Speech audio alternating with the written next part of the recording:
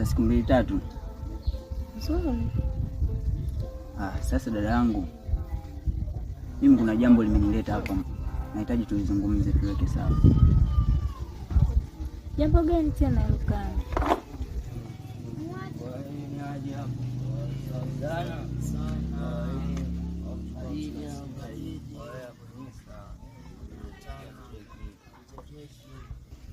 Jambo lilonileta hapa ni kuhusu mali za urithi tulizoachiwa na wazazi wetu. Nadhani unaelewa kuwa tuna mashamba, tuna mazizi. Sasa kaka, vipi kuhusu nyumba na viwanja? Nilichokuwa nafikiria mdogo wangu, usimamizi.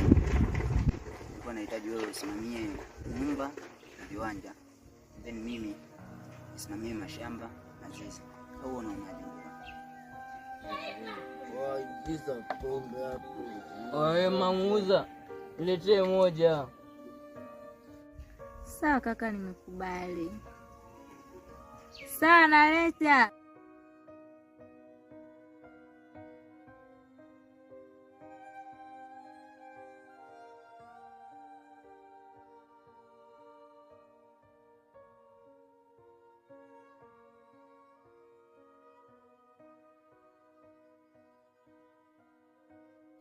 Hivi kaka, kwa nini usimkubali rafiki yangu Ashura? Kwa sababu ni binti ambaye ni mstaarabu, mpole, kana nidhamu, hakuna hata mambo ya makundi. Hivi kweli unaonaje kangu? Lakini yangu bwana, kwa nawe kabisa umelizika mimi kubali rafiki. Ndiyo, kwa sababu mimi ndo nimeona msichana ambaye alotulia kwa hapa kijijini kwetu. Kwa hilo dadangu, kwa kuwa umelipitisha wewe, maana wewe ndio familia yangu, kwa sidhani kama naweza nikakataa. Ndio wasiwasi kabisa. Sawa.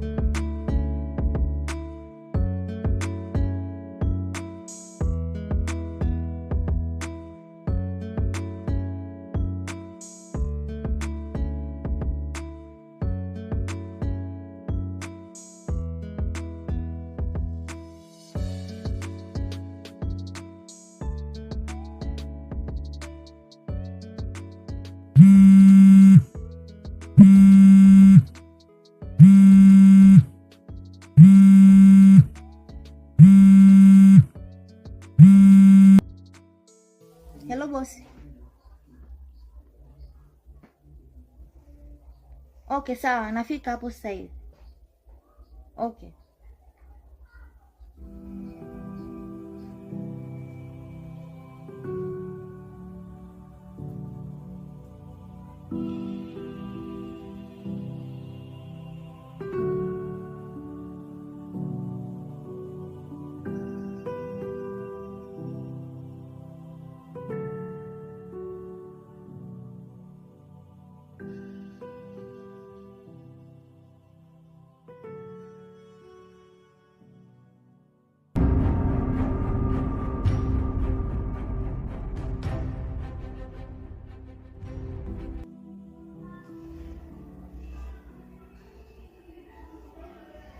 Ingia.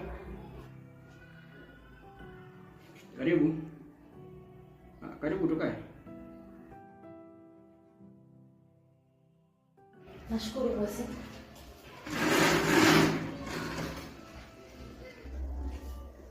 Jeni, najua ni ghafla sana.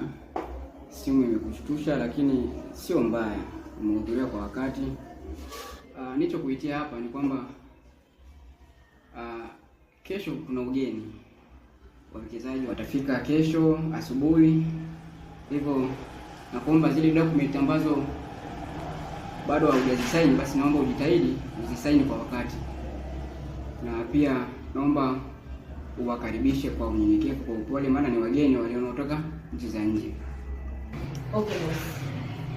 Sio mbaya, tajitahidi kwa hilo wageni. Ila nilikuwa na mbi moja, nilikuwa nahitaji likizo ya wiki moja hivi. Naweza kanitosha kwa sababu mama yangu ni mgonjwa. Ya wiki moja hivi boss, tafadhali. Pole kwa matatizo yaliyokukuta, na pia kuhusu likizo hilo usiwazi. Niacheni.